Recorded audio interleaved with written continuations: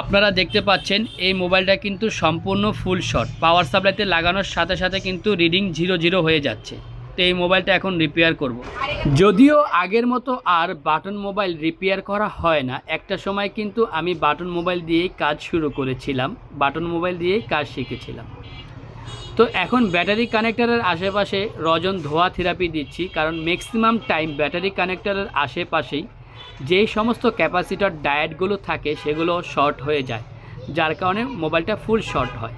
তো এখানে টাচ করার পরে দেখতেছি কোনো পার্টস গরম হচ্ছে না, তাই ডিসিশন নিলাম এখন স্টিলের যেই প্যানেলটা থাকে সেটাকে রিমুভ করব। তারপর এখানে যে পাওয়ার আইসি, নেটওয়ার্ক আইসি আছে এগুলোর উপরে এখন রজন বা ধোয়া দেব। দেওয়ার পর দেখব কোন আইসিটা বা কোন পার্টসটা গরম হয়। তো ভালোভাবে এখানে ধোয়া দিলাম, ধোয়া দেওয়ার পরে এখন আবারও পাওয়ার সাপ্লাইতে এটা লাগাবো, তারপরে টাচ করব, করার পরে দেখি কোনটা গরম হয়।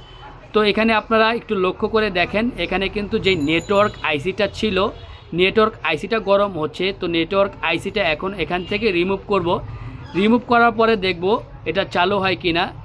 মনে হচ্ছে এটা চালু হবে, কিন্তু নেটওয়ার্ক আসবে না। তো এই নেটওয়ার্ক আইসি আমার এখানে অনেক পুরাতন মোবাইল আছে, এইখান থেকে তুলে তারপরে আমি দেব। দেখতেই পাচ্ছেন মোবাইলটা চালু হয়ে গিয়েছে, এখন একটা আইসি লাগিয়ে দেব।